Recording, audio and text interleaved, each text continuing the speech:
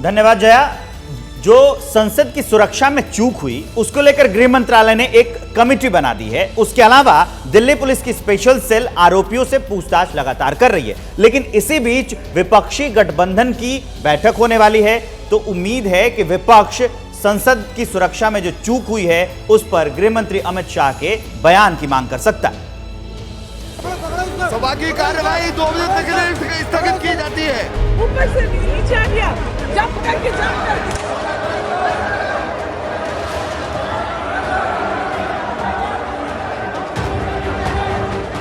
दिन बुधवार, समय दोपहर 1 बजे। नई संसद में कार्यवाही चल रही थी। लोकसभा में मालदा उत्तर से बीजेपी सांसद खगेन मुर्मू अपनी बात रख रहे थे, तभी अचानक तेज आवाज आई। सभा की कार्यवाही 2 बजे तक के लिए स्थगित की जाती है। सदन के भीतर हलचल मच गई। सांसद भौचक्के थे कि आखिर सदन में क्या हो रहा है। इतनी देर में देखते देखते पीले रंग का धुआं सदन में फैलने लगा। सदन में अफरा तफरी मच गई। एक शख्स सदन में नारेबाजी करने लगा। कुछ सांसदों ने सदन में दोनों युवकों को काबू किया। उनकी जमकर पिटाई हुई। पुलिस आई, दोनों युवकों को ले गई। लेकिन चंद मिनटों में संसद में जो हुआ उसे सवाल खड़े हो गए। सवाल उठ रहे हैं कि क्या संसद की सुरक्षा में गंभीर खामी है? आरोपी आखिर स्प्रे लेकर संसद के अंदर कैसे घुसे? ये सवाल इसलिए बड़े हैं क्योंकि ये सब कुछ उस दिन हुआ जब संसद पर आतंकी हमले की 22वीं बरसी थी। सुरक्षा चाक चौबंद थी। इतना ही नहीं, आतंकी गुरपतवंत सिंह पन्नू ने संसद पर हमले की धमकी दी थी। इसके बाद दिल्ली पुलिस अलर्ट पर थी। ऐसी सुरक्षा के बीच आखिर कैसे दो लोग स्प्रे लेकर संसद में घुस गए? कैसे इन लोगों ने 5 लेयर सुरक्षा को तोड़ा और लोकसभा में हंगामा किया? यही सवाल अब बार बार उठ रहे हैं। सबसे बड़े मुद्दा यह है कि सुरक्षा व्यवस्था में हमारी बड़ी चूक हुई। 150 से ज्यादा रिक्त पद अभी भी फिलअप करना बाकी है। शायद नया सदन चालू करने समय ध्यान नहीं दिया गया था। स्पीकर साहब ने कहा कि हम उच्च स्तरीय जांच कराएंगे। मैंने ये मुद्दा रेज किया था 22 सितंबर को, जब राज्यसभा चेंबर में विजिटर्स गैलरी में इतनी तादाद में भीड़ आ रही थी और वहाँ पे पॉलिटिकल स्लोगनेरिंग हुई थी। मैंने कहा था ये चेक करना चाहिए कि कौन से एमपी के कार्ड पे ये लोग आ रहे हैं। ये उनका पास से उनका इंटरोगेशन चेक करना चाहिए इमीडिएटली। अमित शाह को घर उनका रिस्पॉन्सिबिलिटी लेना चाहिए। अब पार्लियामेंट में सिक्योरिटी नहीं है तो देश का सिक्योरिटी कैसे रहेगा, आप बोलिए ना।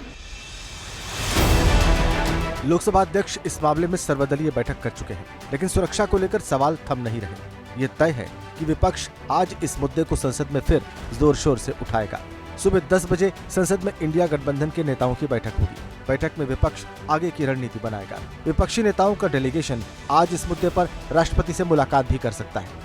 विपक्ष आज दोनों सदनों में गृह मंत्री अमित शाह के बयान की मांग भी कर सकता है। सवाल सांसदों की सुरक्षा का है, लिहाजा विपक्ष इस मुद्दे पर सरकार को घेरने की पूरी तैयारी कर रहा है।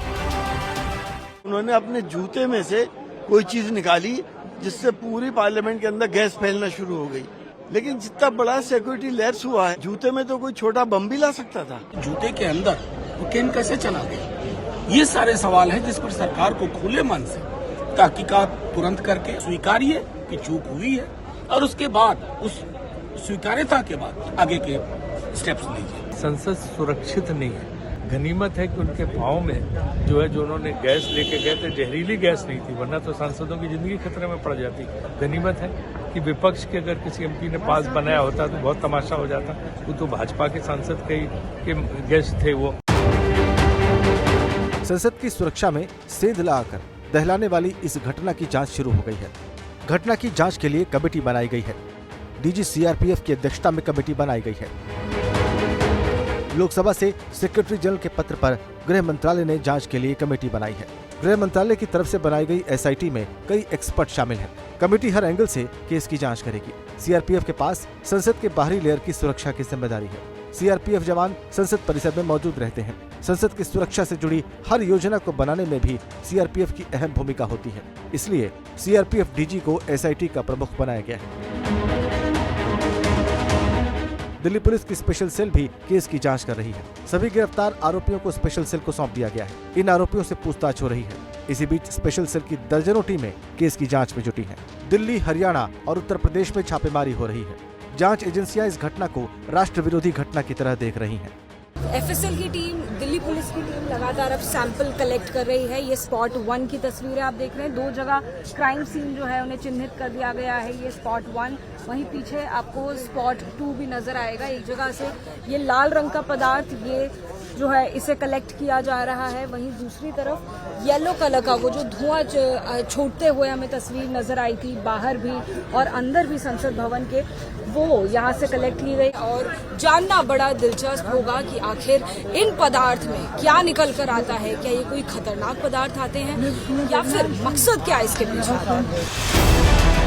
जांच के बीच अब नए संसद भवन की सिक्योरिटी सिस्टम पर एक नए सिरे से रिव्यू किए जाने की तैयारी है। सुरक्षा चाक चौबंद करने के लिए एंट्री गेट पर अब फुल बॉडी स्कैनर लगाने की तैयारी हो रही है। साथ ही नई संसद में अलग अलग गेट से एंट्री की व्यवस्था की जाएगी।